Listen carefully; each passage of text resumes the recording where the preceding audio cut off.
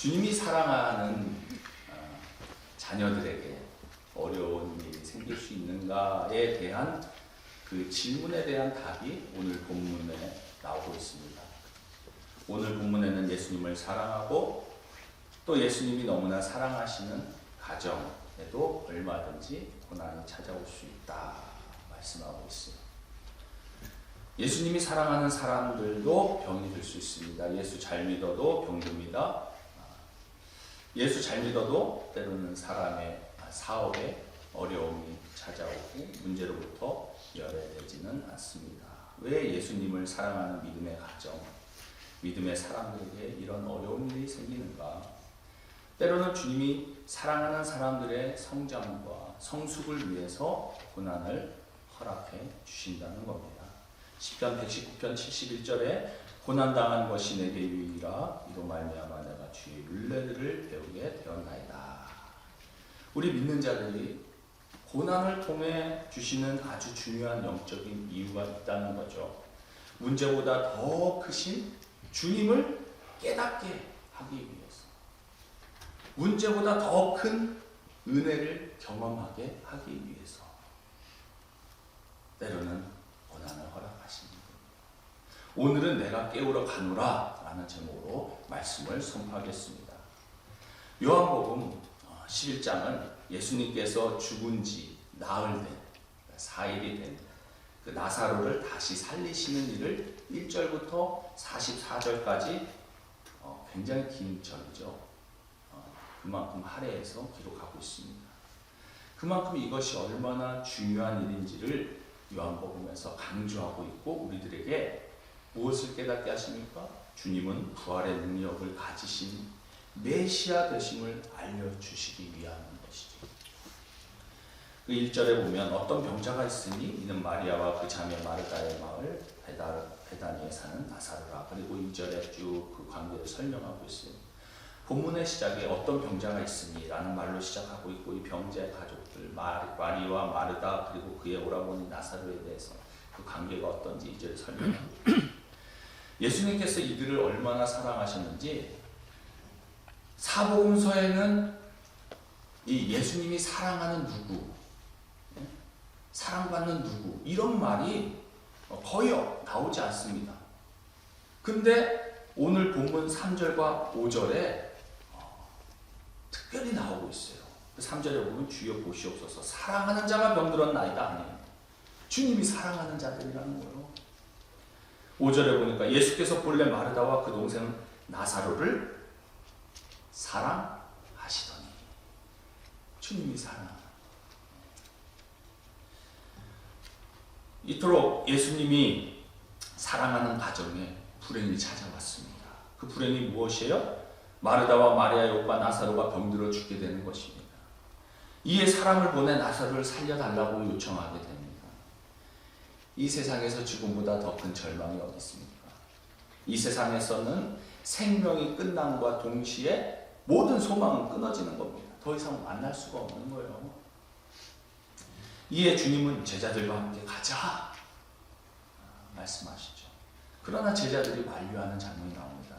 7절 8절에 보면 그 후에 제자들에게 이르시되 유대로 다시 가자 하시니 제자들이 말하되 랍비여 당신도 유대인들이 돌로 치려 하였는데 또 그리로 가시려 하나이까. 주님께서는 자신들에 대하여 적대적으로 대적했던 그 바리새인들을 피해 제자들과 함께 요단강 건너편으로 건너서 지금 활동하고 계셨던 거예요. 근데 죽은 나사로를 살리러 가기 위해서는 다시 그들이 있는 유대로 돌아가야 되는 것입니다. 그러자 제자들이 이 일을 제기하잖아요. 주님, 유대인들이 주님을 돌로 치려 해서 겨우 빠져나왔는데 다시 그리로 돌아가신다고 말입니까? 이렇게 말한 겁니다. 이에 주님은 마치 죽은 나사로를 잠든 자를 깨우는 것처럼 말씀하세요. 11절에 우리 친구 나사로가 잠들었도다. 그러나 내가 깨우러 가노라. 나사로가 죽어있는 절망적인 상황에서 주님은 너무 쉽게 말하죠. 죽은 자를 깨우러 간다. 죽음에 놓인 나사로를 예수님은 잠들었다. 내가 깨우러 간다. 이렇게 말씀하신 겁니다. 사실 나사로가 병들었다고 사람을 보냈을 때는 이미 나사로가 죽은 거예요. 죽은 상태였습니다. 죽게 됐습니다. 이처럼 죽어있는 나사로를 주님께서는 잠들었으니 내가 깨우러 가노라. 너무나 쉽게 말씀하시니까 제자들이 오해를 한 겁니다. 12절에 제자들이 이르되 주여 잠들었으면 낫겠나이다 하더라. 이 말은 뭐예요? 유대로 돌아가면 또 돌 들고 또 치려고 하면 어떡합니까? 또 죽이려고 달려들 텐데 다시 돌아가는 것은 영 내키지 않았겠죠? 이에 제자들이 나사로가 휴식을 취하고 잠자면 낫는 병이니까 굳이 갈 필요 없을 것입니다 라고 대답을 한 거예요. 하지 말자는 거죠.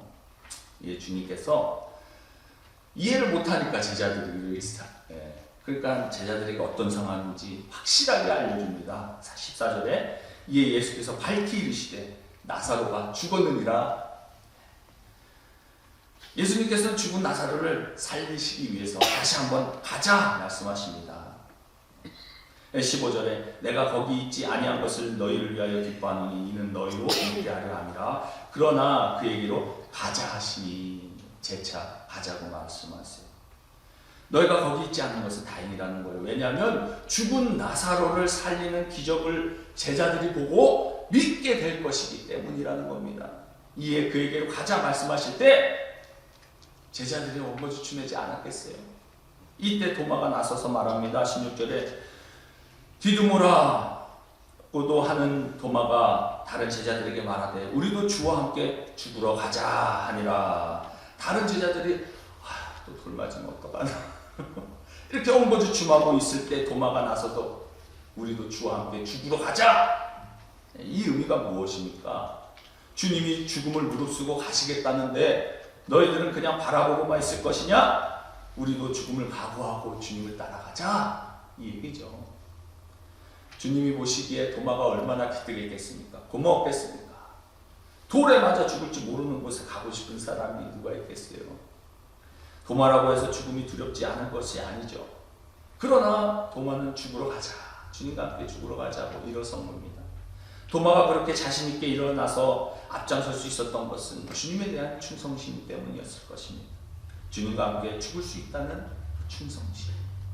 주님이 위험에 처하시게 될 텐데 어찌 내가 머뭇거리고 있을 수 있느냐 하는 것이죠.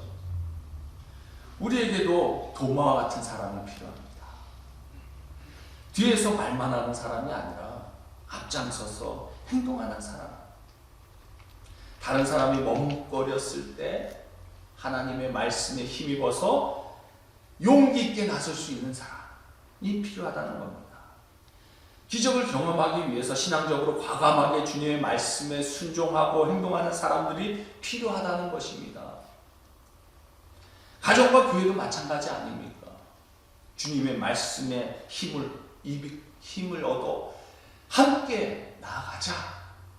앞장서는 사람이 필요한 거예요. 사랑하는 성도 여러분, 우리 가운데 누가 도마가 될 수 있습니까? 누가 앞장설 수 있습니까? 누가 주님을 위해 목숨이라도 바칠 각오의 믿음을 갖기 원합니까? 누가 위험에 처한 주님을 염려하고 누가 위기에 처한 교회를 바로 세우기 위해 헌신할 수 있습니까? 이 도마의 말처럼 우리도 주와 함께 죽으러 가자 이렇게 말하실 수 있는 저와 여러분들 되시기 바랍니다. 아멘. 사랑하는 성도 여러분, 우리 주님은 죽음의 문제를 해결해 주신 분이에요. 부활의 주님께서는 오늘 여러분의 문제를 해결해 주실 수 있습니다. 주님께서 죽음을 해결할 수 있다면 해결하지 못할 문제는 아무것도 없다는 거죠. 우리는 가끔 이 문제가 이렇게 어려운데 과연 이게 해결이 될 수 있을까? 마치 우리가 주님을 테스트하듯이 말하는 경우가 있어요. 문제는 내가 주님과 얼마나 친한가가 문제지 문제의 난이도는 주님께 전혀 문제가 아니라는 겁니다. 그러니까 문제를 가지고 주님 앞에 나오면서 걱정하지 마시기 바랍니다. 주님께서는 나사로가 이미 죽은 것을 아셨어요. 더군다나 주님께서는 나사로가 죽을 병에 걸렸다는 소식을 듣고 바로 가신 것이 아니라 이틀이나 머물다가 가세요. 그 6절에 보면 나사로가 병들었다 함을 들으시고 그 계시던 곳에 이틀을 더 유하시고. 사랑하는 사람이 병들었으면 주님이 빨리 가셔서 고쳐줘야 하는 거 아닙니까? 그런데 주님이 일부러 이틀을 더 죽기를 기다리는 것처럼 유하셨다 말씀하세요.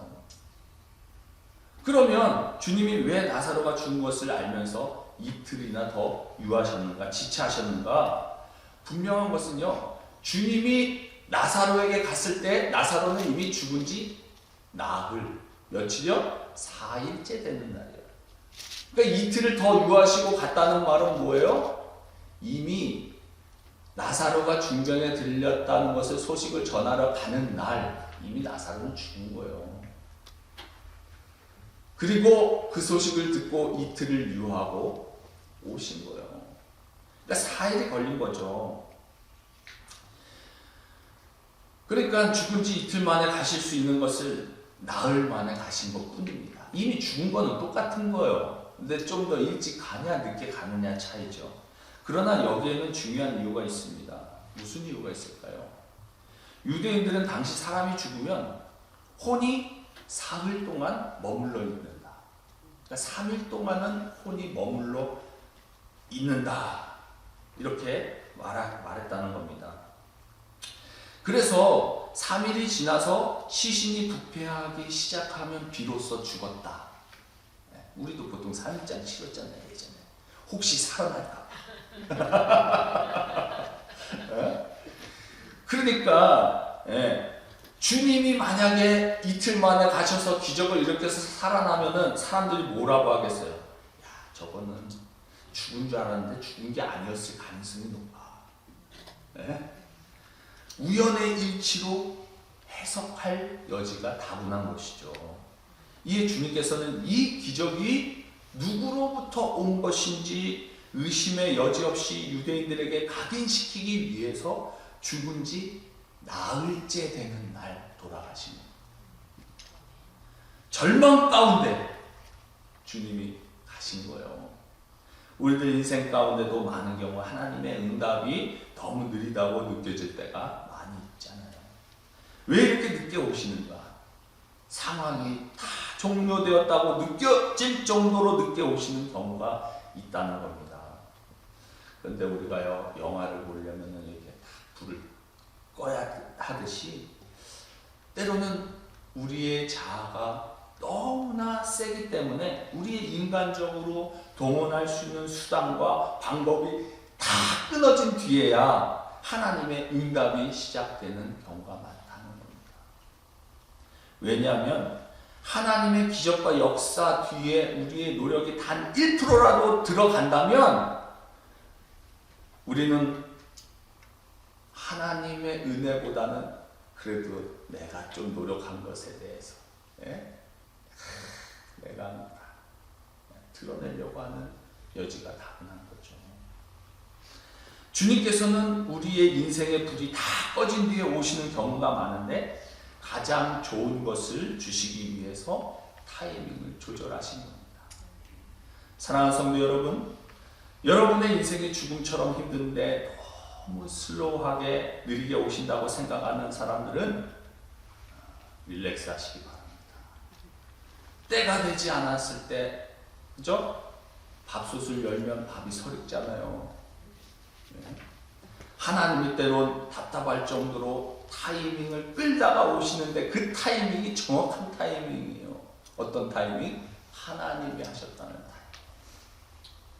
과연 누구를 위한, 또 무엇을 위한 타이밍인가? 오늘 본문 15절에 이는 너희로 믿게 하려 함이라. 주님의 답이 딱 나오죠. 나사로에게 죽음의 문제를 허락하시고 이틀이나 지체해서 오시고 그래서 절망이 끝에까지 갔다가 기다렸다가 오시는 까닭에 너희로 믿게 하려 함이라. 여러분, 모든 고난 속에는 우리의 믿음에 업그레이드를 시켜주려는, 그죠? 주님의 마음이 있습니다. 어떤 사람도 고난을 통해서 하나님의 은혜를 체험하지 않고는 영적인 근육이 생길 수가 없다는 거예요. 이것은 예외가 없습니다. 성경에서 나오는 모든 믿음의 영웅들은 수많은 고난을 통해서 하나님의 영광을 발견한 사람들입니다. 자신의 힘으로 할 수 없는 거예요. 알았거든요. 본문 4절에 예수께서 들으시고 이르시되 이 병은 죽을 병이 아니라 뭐라고요? 하나님의 영광을 위함이요. 하나님의 아들이 이로 말미암아 영광을 받게 하려 함이라 하시더라. 그러면 하나님의 영광은 무엇입니까? 하나님의 기적을 통해 우리에게 믿음이 생기게 하시고 그 믿음이 커지기 위함입니다. 4절에 하나님의 영광을 위함, 그리고 15절에 이는 너희로 믿게 하려 함이라. 이 말이 연결되어 있는 말이라는 거예요. 하나님은 언제 영광 받으시는가? 죽음과 같은 고난을 통해서 우리의 믿음이 자라게 될 때, 하나님이 하셨다는 고백이 드러나게 될 때 하나님의 영광, 하나님 영광을 받으신다는 겁니다. 나사로를 살리기 전까지는 주님께서는 많은 기적들을 하셨지만 예수님이 하나님의 아들이라고 하는 것을 믿을 만한 기적들은 아닐 수도 있었어요. 그래서 유대인들, 그죠? 이스라엘 백성들이 예수님에 대해서 뭐라고 그럽니까? 뭐 엘리야라고 하기도 하고, 그죠? 예, 하나님의 선지자라고도 하고. 왜냐? 병을 낫게 하고 귀신을 쫓아내고 그런 것들은 선지자들도 다 했다는 거예요. 그 전에. 더구나 죽은 자를 살리는 기적도 베풀었습니다. 그런데 그 기적은요, 죽은 지 얼마 안 됐을 때. 그거 아세요? 죽은 지 얼마 지나지 않아서 바로 살아난 경우도 있었다는 겁니다. 그런데 죽은 지 4일 지난 다음에 살아나는 기적은 없는 거예요. 그래서 이스라엘 백성들은 4일이 되면 소망이 없는 겁니다. 그래서 무덤에 갇혔잖아요, 나사로가. 여기서 제자들은 예수님을 인간적인 스승에서 나의 주, 나의 하나님으로 고백하는 단계로 성장하게 된 것입니다. 오늘날도 보면 예수님을 마치 뭐 석가, 마호메도 공자, 맹자 보듯 하는 그런 분들이 있어요. 윤리적이고 도덕적인 스승으로 존경합니다. 그러나 나의 주, 나의 하나님으로 고백하려면, 나에게 영원한 생명을 주신 메시아 하나님으로 고백하려면 이 죽음을 통과해야 합니다. 할렐루야. 우리는 우리 상처가 치유되길 바라고 문제가 빨리 해결되길 원합니다. 어려운 시험도 빨리 패스하면 좋겠고, 병도 좀 빨리 나았으면 좋겠고, 사랑하는 자식들이 좋은 직장을 빨리 찾아갔으면 좋겠고. 그런데 하나님의 관심은 이것이 과연 이 사람들의 믿음을 키워줄 것인가? 믿음을 성숙하게 할 것이냐? 그로 인해서 하나님의 영광을 돌릴 것인가? 이것이 하나님의 관심입니다. 여러분, 이것을 명확히 깨닫기 위해서 우리의 과거를 한번 돌이켜보시기 바랍니다. 여러분의 믿음이 언제 가장 팔팔하고 싱싱했습니까? 여러분의 기도가 언제 가장 뜨거웠습니까? 저의 인생을 돌이켜봐도 미국에 처음 300불 달러 가지고 어학연수 와가지고 어떻게 지내야 하나, 너무나 막막해서 새벽 기도에 나가서 그 막막함과 절실함 때문에 그냥 하면 그냥 눈물이 나는 거예요. 예? 그러면 그냥 그 눈물이 흐르던 그때가 하나님의 은혜가 가득했던 시절이라는 겁니다. 여러분의 인격이 언제 가장 깨끗하고 겸손하고 건강했습니까? 제가 한번 맞춰볼까요? 여러분에게 돈이 별로 없을 때, 여러분의 자식이 제일 힘들 때, 여러분의 인생의 가장 힘든 광야를 통과했을 때였을 겁니다. 여러분이 제일 힘들고 가장 작은 집에 살 때 서로를 의지하고 돌보며 사랑했을걸요. 가장 교회 생활 열심히 했을걸요.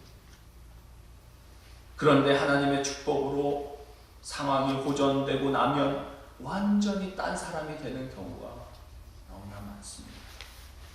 정말 다음 달 어떻게 살아가야 할지 막막하여 기도하며 주밖에 없다던 사람이 하나님의 은혜로 사업체가 잘 되고 바쁘니까 교회 예배할 그 참여할 시간이 없다고 하는 경우를 너무나 많이 봤어요.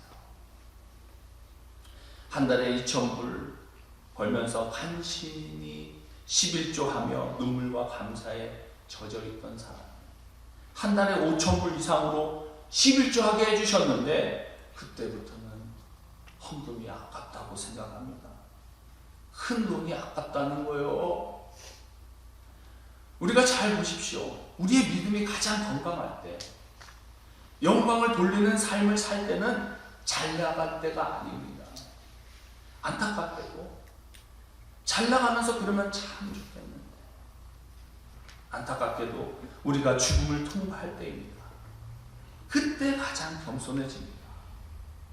그러니까 여러분, 왜 주님이 이 어려운 상황에 간섭해 주지 않냐고 불평하기 전에 이 광야가 지금 하나님께 영광이 되고 있는가 아닌가 생각해 보시기 바랍니다.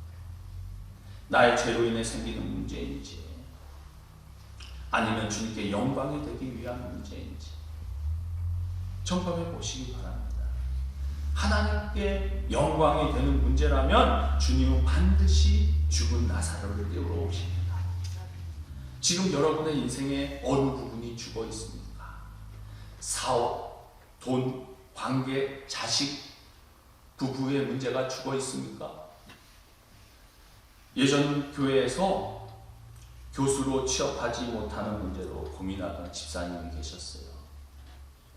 백도 없고 학위도 뛰어난 것도 아니어서 취업을 위해 기도 제목을 내놓고 기도를 부탁하였고 본인도 신앙적으로 열심히 하였습니다.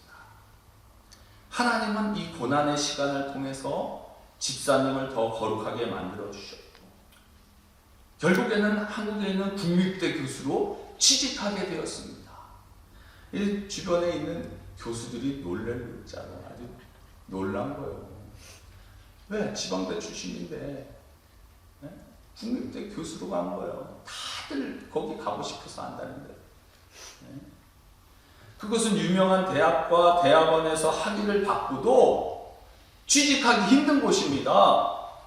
그런데 그곳에 취직이 되어 살아계신 하나님의 영광이 드러나게 하셨다는 것. 여러분, 건강 문제도 그렇습니다. 죽은 나사로처럼 지금 깜깜하십니까? 오늘 주님이 깨우러 오시기를 바라십니까? 주님이 왜 빨리 오지 않나 답답해 하십니까?